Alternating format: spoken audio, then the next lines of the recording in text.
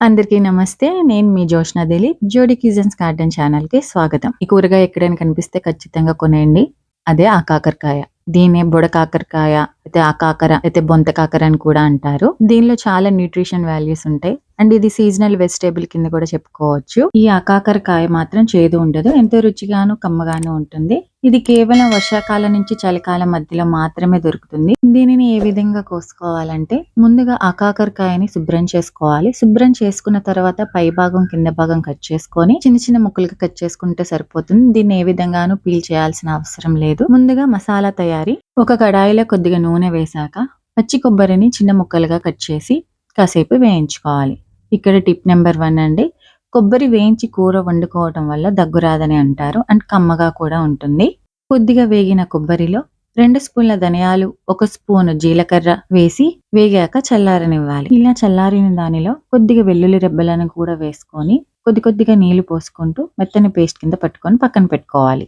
ఇప్పుడు అదే కడాయిలో 3 టేబుల్ స్పూన్ల నూనె తీసుకొని వేడెక్కాక చిన్న ముక్కలుగా కట్ చేసుకున్న అల్లాన్ని వేసుకొని పచ్చివాసన పోయేంత వరకు వేయించుకోవాలి. ఈ వంటకం గనక మీకు నచ్చితే అండ్ నేను చెప్పే చిన్న చిన్న టిప్స్ గనక మీకు ఉపయోగపడితే నా ఛానల్ని సబ్స్క్రైబ్ చేయటం అస్సలు మర్చిపోవద్దు. అల్లం వేగిన తర్వాత ఆవాలు, జీలకర్ర వేసి చిటపటలాడిన తర్వాత చిన్న ముక్కలుగా కట్ చేసుకున్న పచ్చిమిర్చి, చిన్న ముక్కలుగా కట్ చేసుకున్న ఒక ఉల్లిపాయను తీసుకోవాలి. ఉల్లిపాయ వేశాక ఉల్లిపాయని కాసేపు మగ్గనివ్వాలి. ఇలా మగ్గుతున్న దానిలో కరివేపాకు, పసుపు, ఉప్పు వేసి కొద్దిగా రంగు మారేంత వరకు మగ్గనివ్వాలి.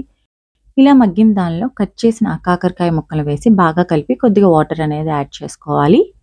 ఇక్కడ టిప్ నెంబర్ 2 అండి. ఎవరైనా తక్కువ నూనె వాడి కూరలను వండుకోవాలనుకుంటే కొద్ది కొద్దిగా వాటర్ యాడ్ చేస్తూ లో ఫ్లేమ్‌లో కుకింగ్ గాని చేస్తే కూరలు అనేవి చాలా రుచిగాను అండ్ ఈవెన్ గాను కుక్ అవుతాయి.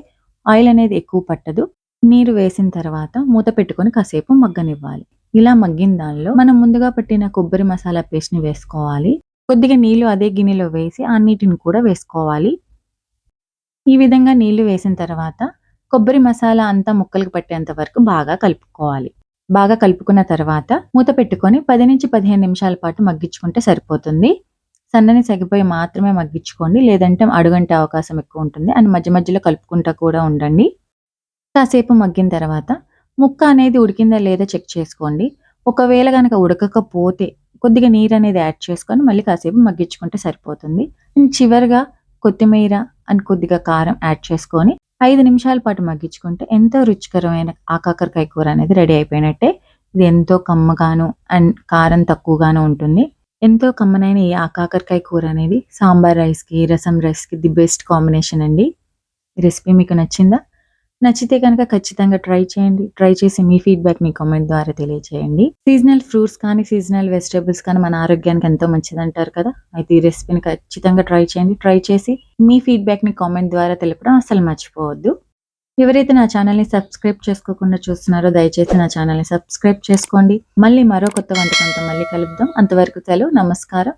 Signing off. నేను మీ Joshna Dilip. Thank you for watching. నమస్తే.